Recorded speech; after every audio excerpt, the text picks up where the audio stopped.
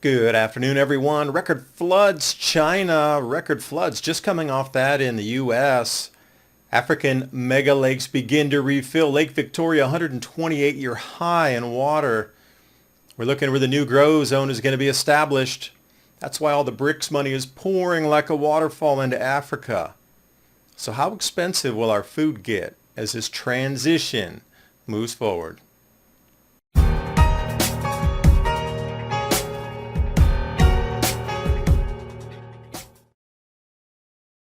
And I'm going to start you with the mega lakes previously, 6,000 years prior when these were full, larger than the Great Lakes in the U.S., a couple of them.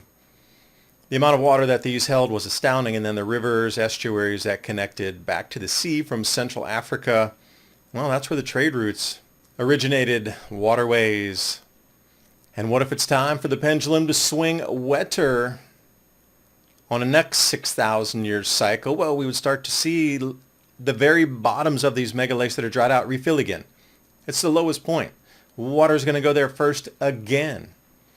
Remember, people were chasing the evaporating lake shores in all the way to the very bottom over those thousands of years, and now the water's filling up, and that's why everything's getting flooded in so many places. South Sudan, and there's even been, water spouts on Lake Victoria. Okay, explain that one to me. You would read something else about this place. The dams, look at that, full flow, highest ever recorded since 1964. Lake levels continue to rise far past this 2020 article, to the point now where they're talking about the Lake Victoria Basin, not just Lake Victoria.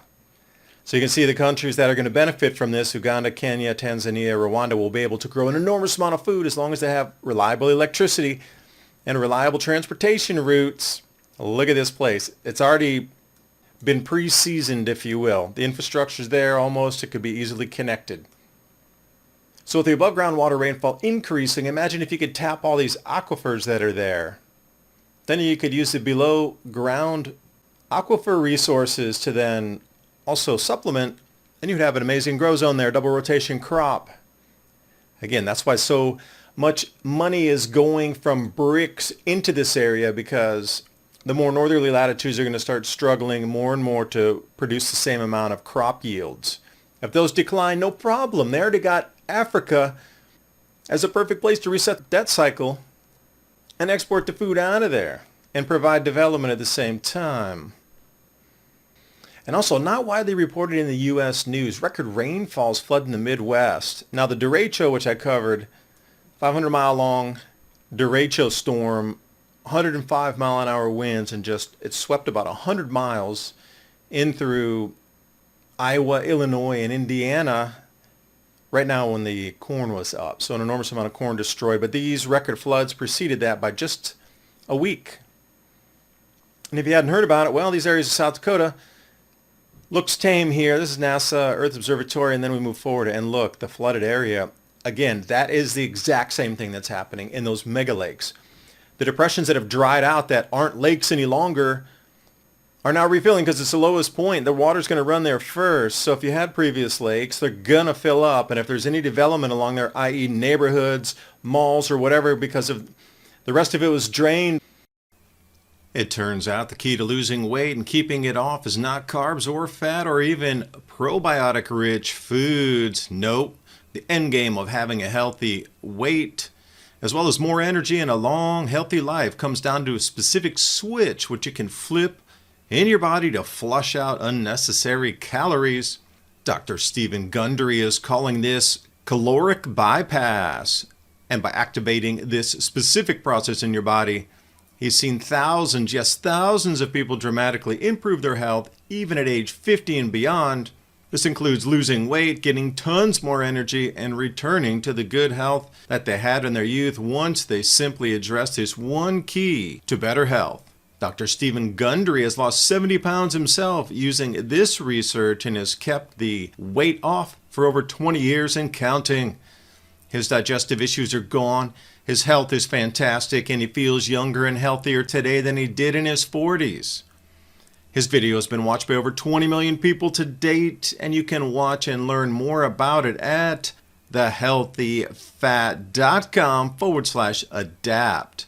And he'll teach you exactly how he's kept his weight off for free at thehealthyfat.com/adapt. Click on that link in the description box below. And now on with the video. And then this whiteout view really shows you the scale of it. That large lake is at the bottom right near Sioux City. And look how much flooding occurred. Again, not so widely reported. If this were to happen in New York City, it would have been the front page news. They would still be underwater. Cleaning up from the mud. But speaking of water and croplands, let's talk about the fall garden for a second here. People are always saying, hey, what do you have for a solution for me? I was thinking, well, I have this list of at least some that I am growing also that I've grown and have very good luck with myself. Now starting off with the pumpkins, different kind. You get the sweet pumpkins, then you could use those for baking, cooking pies, etc. And then the ones on the right, the buckskin, those things store super long. They're thick like squash skins versus the regular pumpkin. And remember to separate all your pumpkins using a layer of straw. As long as they don't touch each other, you could be able to store those easily 6 months, maybe even 9. You're going to bring you way back into spring by the time those things go bad. So if you can grow them or purchase them somewhere, those are both winners, especially the buckskin. But then kale, different types of kale. You got the purple kales, green kales, everything. Incredible autumn and wintertime green, very dense in nutrition, and as long as you stir fry it, cook it in the skillet with something else, you have something very special for the winter months, along with carrots also, a little bit of sugar. And also the golden variety, which is very popular also. You can eat the leaves growing out from the tuber. So you got possibility there, and then again, it's just something you could feed your animals.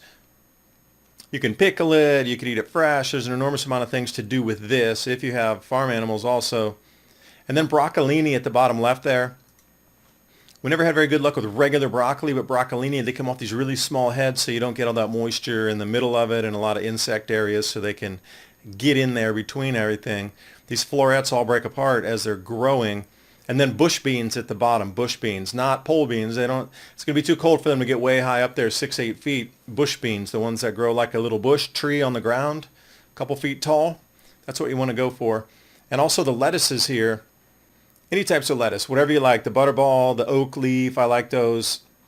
Red sails, any types of salad mixes. Little Gem's an awesome one. Know what you're putting into your body when you're cooking your food. And speaking of the cost of food, I found this one, 1938 cost of living. I wanted to compare it to today. New house, $3,900. New car, $860. But the wages were very different than they are today also. But that had silver coinage in our money. Quarters, dimes, had silver in them, half dollars. But look at granulated sugar, 59 cents for 10 pounds. So if you took just the change, like the quarters, the dimes, the half dollars, and you move that up to today, you're looking for about $30 in the silver value in $1 of our previous coinage, like quarters, dimes, half dollars. Oh, and the 2% inflation rate targets from the Federal Reserve seems to be working year after year. 2% here, 2% there. Suddenly your dollar can't buy anything. So you're seeing the 2% inflation rate built into your money supply in real time from 1938 until now. You've lost the purchasing power of that same amount of money through inflation. And they plan it. And nobody says anything. On to California, unprecedented land movement. About a foot per week is breaking gas lines, cracking roads, and causing homes to sink. Hey, wait, we're seeing the same thing in Mexico and multiple places also. This is in Rancho Palos Verdes.